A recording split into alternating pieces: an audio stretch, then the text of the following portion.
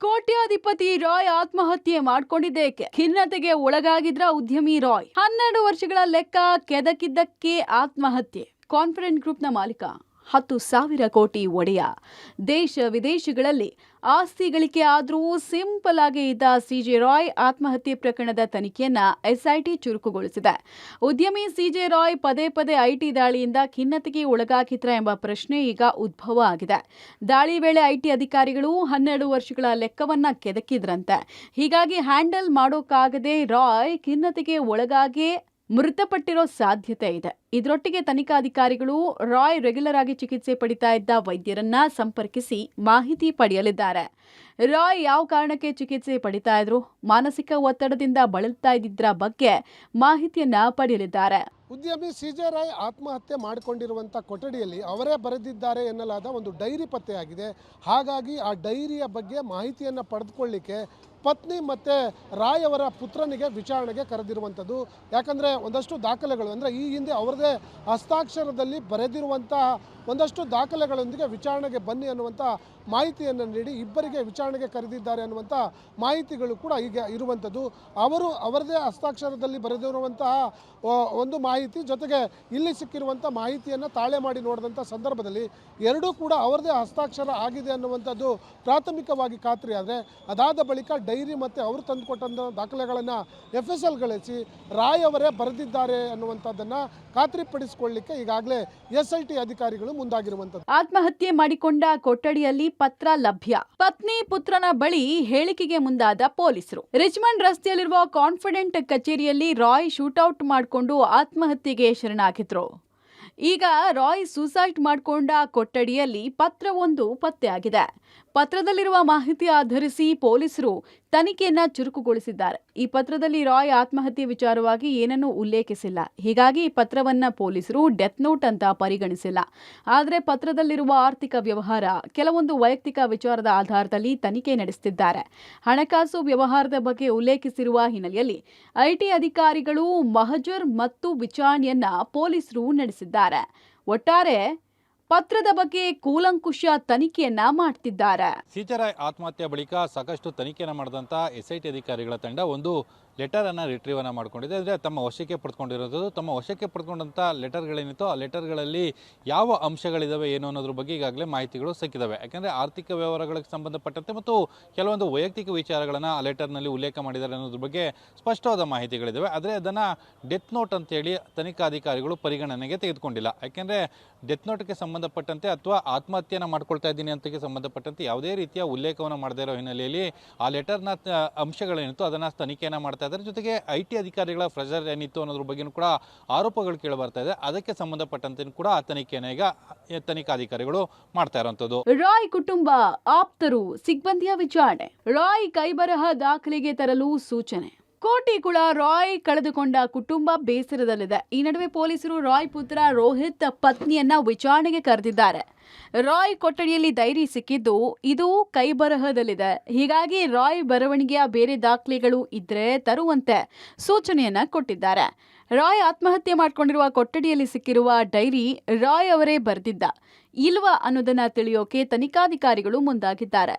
ಕೊಠಡಿಯಲ್ಲಿ ಸಿಕ್ಕ ಡೈರಿ ಮತ್ತು ರಾಯ್ ಬರವಣಿಗೆಯನ್ನ ಪ್ರಯೋಗಾಲಯಕ್ಕೆ ಕಳಿಸಲಾಗಿದೆ. ಸೌಂಡ್ಲೆಸ್ ಗನ್ ಇಂದಲೇ ಶೂಟ್. ಕಚೇರಿಯಲ್ಲೂ ಸೌಂಡ್ ಪ್ರೂಫ್ ಕೊಠಡಿ. ರಾಯ್ ಸೂಸೈಡ್ ಬಳಿಕವೂ IT ಆಫೀಸರ್ಸ್ ಕೆಲಸ. ಎಸ್, ಬೆಲ್ಜಿಯಂ ದೇಶದ ಸೌಂಡ್ಲೆಸ್ ಗನ್ ಇಂದ ರಾಯ್ ಎದೆಗೆ ಶೂಟ್ ಮಾಡಿಕೊಂಡು ಆತ್ಮಹತ್ಯೆಗೆ ಶರಣಾಗಿದ್ರು. ಅದೇ ರೀತಿ ಕಚೇರಿಯಲ್ಲಿನ ತಮ್ಮ ಕೊಠಡಿಗೆ ಸೌಂಡ್ ಪ್ರೂಫ್ ಮಾಡಿದ್ರಂತೆ. ತಾವು ಕೂರ್ತಾ ಇದ್ದ ಕೊಠಡಿಯಲ್ಲಿ ಯಾರೇ ಮಾತಾಡಿದ್ರೂ ಸೌಂಡ್ ಹೊರಗೆ ಹೋಗದಂತೆ ಮಾಡಿಸಿದ್ರಂತೆ. ಪ್ರತಿನಿತ್ಯದ ತನ್ನ ವ್ಯವಹಾರಗಳು ಹೊರಗೆ ಕೇಳಿಸಿದಂತೆ ಇಂಟೀರಿಯರ್ ಮಾಡಲಾಗಿತ್ತು. ಹೀಗಾಗಿ ಆ ರಾಯ್ ಆತ್ಮಹತ್ಯೆ ಮಾಡಿಕೊಂಡು 20 ನಿಮಿಷ ಆದ್ರೂ ಸಿಬ್ಬಂದಿಗೆ ಗೊತ್ತೇ ಆಗಿಲ್ಲ. ಎಷ್ಟೇ ಕರೆದ್ರೂ ರಾಯ್ ರೆಸ್ಪಾನ್ಸ್ ಮಾಡದೇ ಇದ್ದಾಗ ಅನುಮಾನ ಬಂದ ಸಿಬ್ಬಂದಿ ಮನೆಯವರ ಅನುಮತಿ ಪಡೆದು ರಾಯ್ ಹೋಗಿದ್ದ ರೂಮ್ನ ಬಾಗಿಲು ಮುರಿದಿದ್ದಾರೆ. ಬಳಿಕ ರಕ್ತದ ಮಡುವಿನಲ್ಲಿ ಬಿದ್ದಿದ್ದ ರಾಯ್ರನ್ನ ಆಸ್ಪತ್ರೆಗೆ ದಾಖಲಿಸಿದ್ದಾರೆ. ಇನ್ನು ರಾಯ್ ಆತ್ಮಹತ್ಯೆಗೆ ಶರಣಾದ್ರೂ IT ಅಧಿಕಾರಿಗಳು ಕೇರ್ ಮಾಡಿಲ್ಲ. ರಾಯ್ ಆತ್ಮಹತ್ಯೆ ಬಳಿಕವೂ ತಮ್ಮ ಎಲ್ಲಾ ಕೆಲಸ ಮುಗಿಸೆ IT ಅಧಿಕಾರಿಗಳು ಹೊರಟಿದ್ದಾರೆ. ಆಸ್ಪತ್ರೆಗೆ ರಾಯ್ ತೆಗೆದುಕೊಂಡು ಹೋದ ನಂತರವೂ ತಮ್ಮ ಪಾಡಿಗೆ ಕೆಲಸ ಮಾಡ್ತಾ ಇದ್ರು ಅನ್ನೋದು ತನಿಖೆ ವೇಳೆ ಪತ್ತೆಯಾಗಿದೆ. ಯಾವಾಗ ಸಿಬ್ಬಂದಿ ರೂಮ್ ಬಾಗಿಲು ಒಡೆದ್ರು ಆಗ್ಲೇ ಅಧಿಕಾರಿಗಳಿಗೆ ಏನೋ ಆಗಿದೆ ಅನ್ನೋದು ಗೊತ್ತಾಗಿತ್ತಂತೆ. ಆದರೂ ಘಟನಾ ಸ್ಥಳಕ್ಕೆ ತೆರಳದೆ ಐಟಿ ಅಧಿಕಾರಿಗಳು ಕಚೇರಿಯಲ್ಲಿ ಸಿಕ್ಕ ದಾಖಲೆಗಳನ್ನ ಬ್ಯಾಗ್ ಮೂಲಕ ಕೊಂಡೊಯ್ದಿದ್ರು. ಹೀಗಾಗಿ ಬಹುತೇಕ ಆಪ್ತರು ಐಟಿ ಅಧಿಕಾರಿಗಳ ಒತ್ತಡಕ್ಕೆ ರಾಯ್ ಉಸಿರು ಚೆಲ್ಲಿದ್ದಾರೆ ಅಂತ ಗಂಭೀರವಾಗಿ ಆರೋಪಿಸ್ತಾ ಇದ್ದಾರೆ. ತನಿಖೆಯ ಭಾಗವಾಗಿ ಕೇರಳ ಐಟಿ ಅಧಿಕಾರಿಗಳಿಗೆ ತನಿಖಾಧಿಕಾರಿಗಳು ಬೆಂಗಳೂರು ಬಿಟ್ಟು ಹೋಗದಂತೆ ಸೂಚಿಸಿದ್ದಾರೆ. ಸಿಜೆ ರಾಯ್ ಆತ್ಮಹತ್ಯೆ ಮಾಡಿಕೊಂಡಂತಹ ಸಂದರ್ಭದಲ್ಲಿ ಐಟಿ ಅಧಿಕಾರಿಗಳು ತಮ್ಮ ಕೆಲಸದಲ್ಲಿ ಮಗ್ನರಾಗಿದ್ದರು, ತಮ್ಮ ಕೆಲಸವನ್ನು ಮಾಡಿಕೊಳ್ಳೋದ್ರಲ್ಲಿ ನಿರತರಾಗಿದ್ದರು, ದಾಖಲಾತಿಗಳ ಪರಿಶೀಲನೆಯಲ್ಲಿ ತೊಡಗಿದ್ರು ಅನ್ನೋದು ಪೊಲೀಸರ ತನಿಖೆಯಲ್ಲಿ ಗೊತ್ತಾಗಿದೆ. ಯಾವಾಗ ಇವರು ತಮ್ಮ ಚೇಂಬರ್ನಲ್ಲಿ ಆತ್ಮಹತ್ಯೆಯನ್ನು ಮಾಡಿಕೊಂಡ್ರು, ಎದೆಗೆ ಗುಂಡಿಟ್ಕೊಂಡು ಆತ್ಮಹತ್ಯೆಯನ್ನು ಮಾಡಿಕೊಂಡಂತಹ ಸಂದರ್ಭದಲ್ಲಿ ಆ ಸೌಂಡ್ಗಾಗಲಿ, ಆ ಬಳಿಕ ಅವರ ಸಿಬ್ಬಂದಿಗಳು ಬಂದು ಬಾಗಿಲನ್ನು ಒಡೆಯುವಂತಹ ಸಂದರ್ಭದಲ್ಲಾಗಲಿ, ಅದ್ರ ಜೊತೆಗೆ ಪೊಲೀಸರು ಯಾವಾಗ ಸ್ಥಳಕ್ಕೆ ಭೇಟಿ ಕೊಟ್ಟು ಅಲ್ಲಿ ಇನ್ವೆಸ್ಟಿಗೇಷನನ್ನು ನಡೆಸುವ ಸಂದರ್ಭದಲ್ಲಾಗಲಿ ಯಾವುದೇ ಕಾರಣಕ್ಕೂ ಐಟಿ ಅಧಿಕಾರಿಗಳು ತಲೆಯನ್ನು ಕೆಡಿಸ್ಕೊಂಡಿಲ್ಲ, ಕ್ಯಾರೆ ಅಂದಿಲ್ಲ. ಯಾವಾಗ ಅವರ ಕೆಲಸ ಏನಿದೆಯೋ ಅವರ ಕೆಲಸವನ್ನು ಸಂಪೂರ್ಣವಾಗಿ ಮುಗಿಸ್ಕೊಂಡು ಕಚೇರಿಯಿಂದ ಹೊರಡುವ ಕೆಲಸವನ್ನು ಮಾಡಿದ್ದಾರೆ. ಅಲ್ಲಿಯವರೆಗೂ ಕೂಡ ಇಲ್ಲೊಂದು ಆತ್ಮಹತ್ಯೆಯಾಗಿದೆ, ಇಲ್ಲಿ ಶೂಟ್ ಮಾಡಿಕೊಂಡು ಸಿಜೆ ರಾಯ್ ಆತ್ಮಹತ್ಯೆಯನ್ನು ಮಾಡಿಕೊಂಡಿದ್ದಾರೆ, ಪೊಲೀಸರಿದ್ದಾರೆ, ಇದು ಯಾವುದಕ್ಕೂ ಕೂಡ ತಲೆ ಕೆಡಿಸ್ಕೊಳ್ಳದೆ ತಮ್ಮ ಕೆಲಸವನ್ನು ಮುಗಿಸಿ ಐಟಿ ಅಧಿಕಾರಿಗಳು ವಾಪಸ್ ಆಗಿದ್ದಾರೆ. ಆ ದೃಶ್ಯಗಳು ಕೂಡ ಅವತ್ತು ಮಾಧ್ಯಮಗಳಲ್ಲಿ ಕ್ಯಾಮ್ರಾ ಕಣ್ಣುಗಳಿಗೆ ಕಂಡಿದ್ವು. ಅದಾದ ಬಳಿಕ ಐಟಿ ಅಧಿಕಾರಿಗಳ ರೋಲ್ ಇದೆಯೋ ಇಲ್ವೋ ಅನ್ನೋ ಮಟ್ಟಿಗೆ ಇದೀಗ ಪೊಲೀಸರು ತನಿಖೆಯನ್ನು ಆರಂಭಿಸಿದ್ದಾರೆ. ಬುಲೆಟ್ ಇಂಜುರಿಯಿಂದಲೇ ರಾಯ್ ಸಾವು, ನ್ಯಾಯಾಂಗ ತನಿಖೆಗೆ ಕೇರಳ ಸರ್ಕಾರ ಒತ್ತಾಯ.